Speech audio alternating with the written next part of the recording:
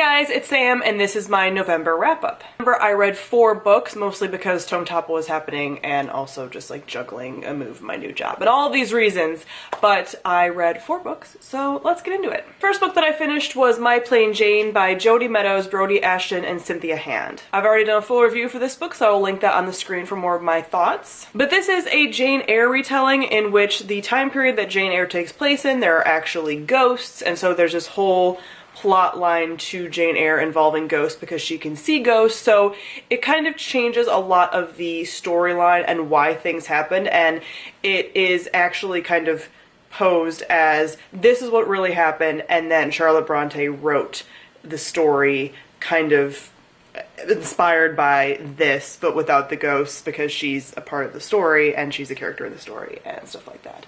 So this was kind of fun, but as I said in my review, I'm not a huge like Jane Eyre super fan. I've never read Jane Eyre, but I've watched a lot of adaptations, but I gathered from my adaptations that there was a lot of inconsistencies here with like character personalities, and I feel like that would grate on a lot of people, and it sounds like from my review and the comments that people left that it did grate on a lot of people, so I was correct in assuming that. If you're not a Jane Eyre super fan, you probably will kind of enjoy this. I thought this was kind of fun. It poked a lot of fun of itself. It didn't take itself too seriously, and it was kind of a fun October read. I read it at the very end of October into November, and it was kind of the wrap-up of my Halloween reads.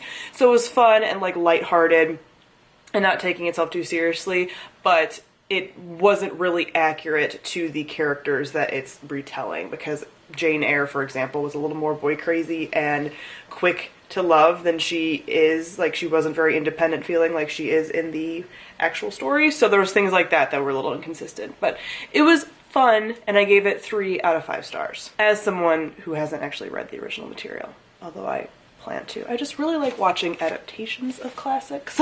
The second book that I read was Morningstar by Pierce Brown. This is the 3rd book in the Red Rising trilogy, which is now a larger series, but I think the original trilogy is still contained in it. Who actually knows? I listened to this on audiobook, and I've done a full review on this, so I will link that on the screen as well.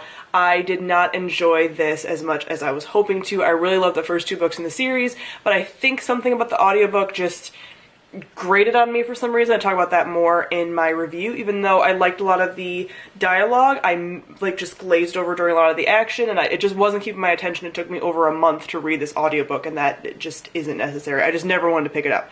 I never wanted to listen to it. So I feel like I lost a lot of the emotional connection by not reading it at a quick pace, because when I was reading them in physical copy, I read them very quickly. I actually read the last few chapters in my physical copy because I wanted to finish it out kind of strong, and I ended up really liking those chapters. So I think if I would have read it in physical copy, I would have really enjoyed it.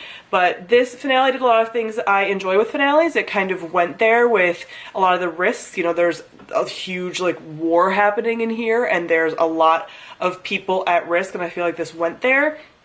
But there's still a lot of problems that I have with it as far as some of the female characters, and really all the female characters not having their own agency and not really feeling like their own people, and the male characters using them as motivation for things, and the female characters always being talked about in relation to the male characters, and I talk about it a lot in my review. So there are some things here that I didn't enjoy as much as I was hoping to, but it's still a series I really enjoy overall, and I do plan on continuing with the series. I really do like this friend group. I love Darrow as the main character. I find that he's always constantly evolving, and I always want to know what he's up to. So I still enjoyed it, but not as much as I was hoping to. I gave it 3.75 out of 5 stars. I then read Caliban's War by James S.A. Corey. This was the book that I read for Tome Topple, and the book I was able to finish for Tome Topple, although I started another book for Tome Topple as well. This is the 2nd book in the Expanse series, which is an adult science fiction series. I've done a full review for this as well that I posted on Monday, so you can go and check out more of my thoughts there. But I really enjoy this series, and this series did what Red Rising didn't, in that it had female characters at the beginning that didn't really have a lot of agency, and there weren't really a lot of female characters. But in this 2nd book, there were more female POVs, and they felt like fully fleshed out characters with their own agency, and they were amazing, and I love them so much. So this series, I'm really looking forward to the rest of it. There's a lot of things hitting the fan. I kind of described this in my review, for those of you that didn't watch it, as feeling similar to some of the Game of Thrones feelings that I get. It's not Game of Thrones in space by any means, but that feeling that you get where like all the people are worried about the political things and the frickin' White Walkers are coming, that's the feels that I get here, where like people are worried about the political stuff and you're like, alien shit is coming, guys. Really messed up alien shit's coming. So Get ready for that. But I gave this 4 to 4.5 stars. I really enjoyed this even more than the first book, and I thought the first book was really solid, so looking forward to the rest of the series. And the last book I listened to on audio, and that is It Starts With Food by Dallas and Melissa Hartwig. If you are at all triggered by talking about nutrition or eating or food plans or anything like that, then feel free to click out of this. I'm not going to go into depth about this because this is not something I'm using as a diet, but I just wanted to give that preface if any of you have those concerns. So this book is written by the Whole30 creators. If you have heard about the Whole30 protocol for eating, it's an elimination diet. So again, not a diet in like a weight loss thing, but in the way that you eat, and you eliminate a lot of different foods and see if any of those things cause you problems. So the reason that I read this is because I am going to do a Whole30 in January, and I've talked about this a little bit on social media, but I'm going to do that not for any weight loss reasons again, but for figuring out some stuff about my body. As many of you know, I think I'm lactose intolerant,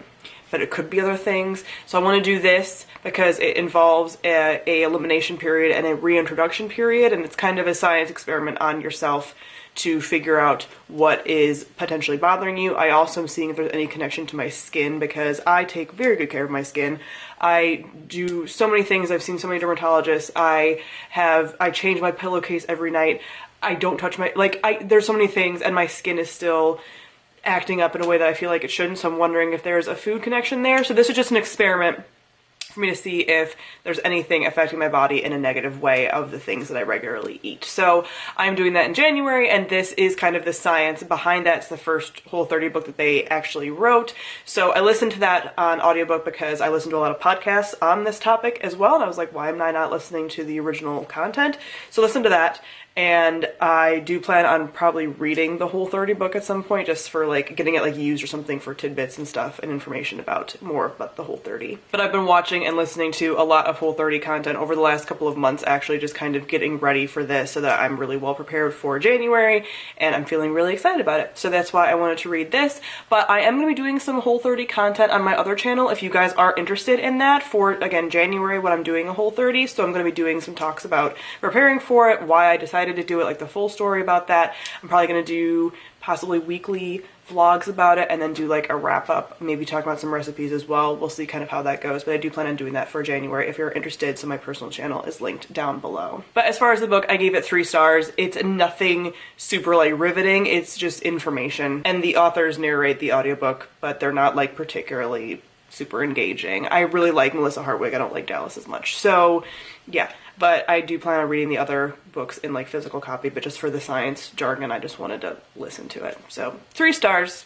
If you're interested in doing a Whole30, a lot of people recommend listening to this book because it gives you the reasons why you might want to do that. So that is it for all the books that I've read in November. As many of you might know, this is Vlogmas, and I am participating in Vlogmas both on this channel and on my personal channel, which again, I will link down below and also in the comments.